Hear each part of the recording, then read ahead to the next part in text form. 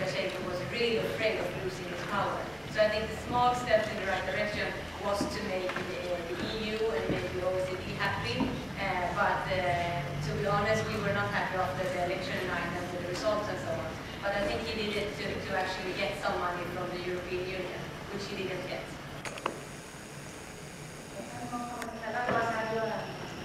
Could I just get a comment to this question about Egypt? When will the change be? And I think if you had asked the question in Egypt 3-4 months ago, everybody would say, no, there will be no change here. We've been a dictatorship forever. People will never dare to rise up against it. And I think it's impossible. As you said, it's a question of change in the mind. And we know that if you go back to 89, 91, the same. Nobody predicted, even the most smart intelligence organization had no clue when the uprising and the change. I think it's when people start not to be afraid. And the oppressors start to be afraid. The police, secret police, think that it becomes dangerous to go against people. Then you shift the whole balance. To predict it from the outside. It could happen tomorrow, it could happen in 3 years. I don't know. In fact, you have a better idea who lived in there. The experience so far has been impossible from the outside.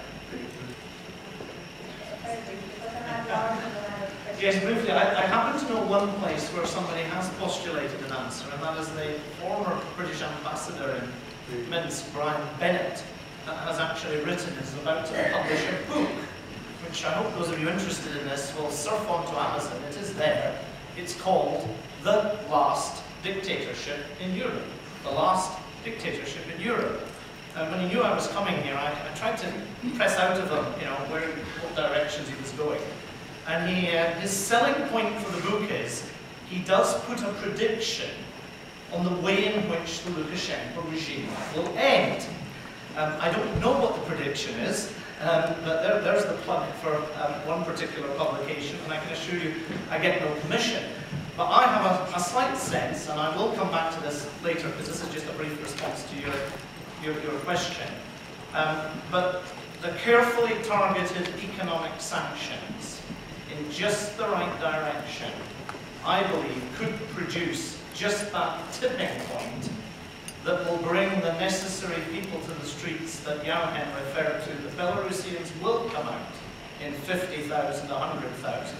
It won't be the Maidan, Ukraine with its million people on Independence Square. Belarus is only about a fifth the size of Ukraine, but that then will tip. And the whole pressure is about, there will then become a moment where somebody will come up alongside Lukashenko and he will realize it is time to throw in the towel. So personally, I think we will see a throwing in the towel scenario. You won't have to bomb him out of Skarina Hand.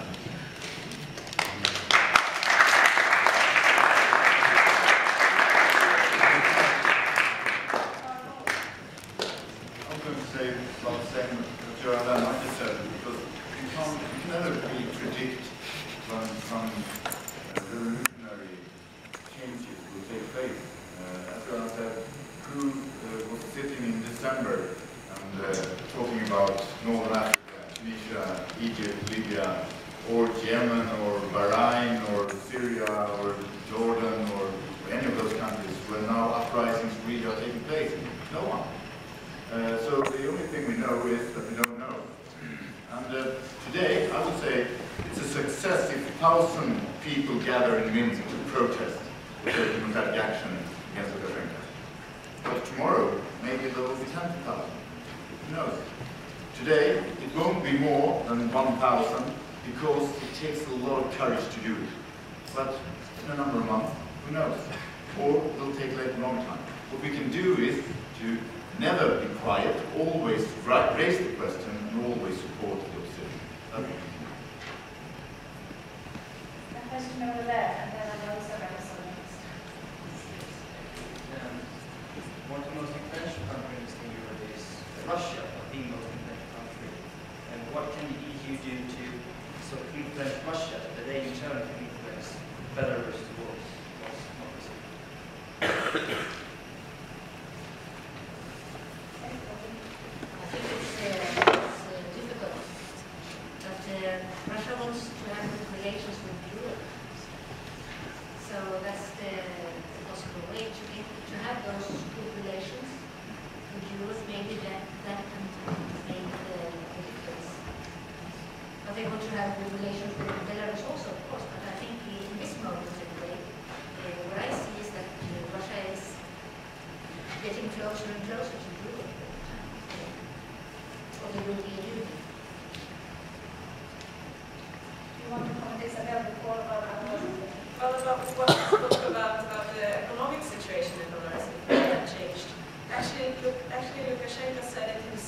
when things started to happen in Egypt, when people started to protest, he went out in Belarusian media and he said, well, people are not protesting because of politics. People are protesting because there is no food. As propaganda, of course, that's why he said it. But I think this is actually what's going to be the breaking point in Belarus someday, as I already said. And for you over there who asked me about how we spread information and so on, I forgot to mention we have a website as well, infobelarus.nu, where we every day update the information about what's happening in Belarus. One more question from there. I believe that for all of the participants in this forum, it has been quite a demonstration of how EU supports democratic values in regions that are not part of the EU as well. So do you believe that EU should have such a firm response to other countries that are not so geographically close to the EU but also suffer under such regimes in the world?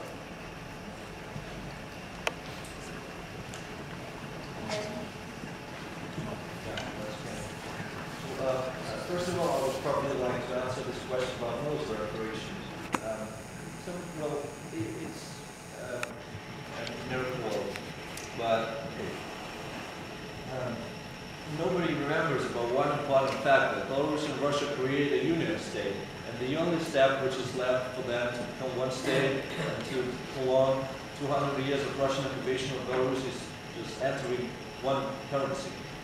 And if you start a military operation in a country where all the media belong to the state, and the television, radio, newspapers talk about Europe as an enemy, and if you start a military operation, what would be the reaction of the people? We all see the example of Iraq. People don't really love America, the drug trading there. The same would happen if you start a military operation. I don't think it's the right choice.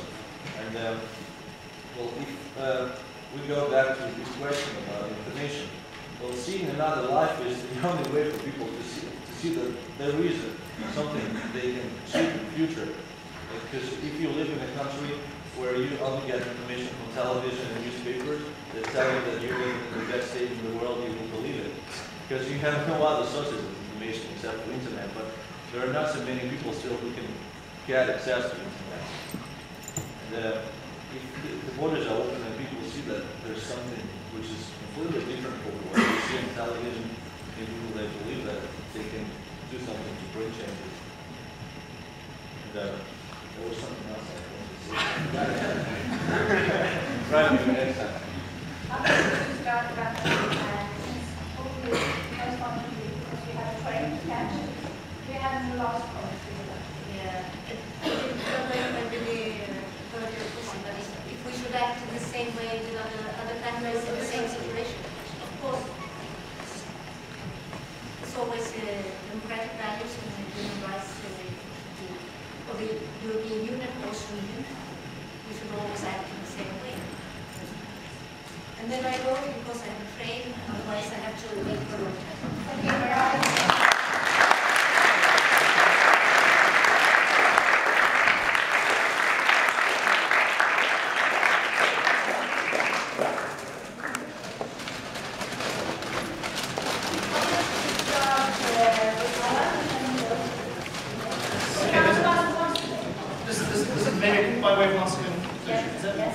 Okay, very strong. I've been saving this for the end because you've heard me saying I go for targeted economic sanctions.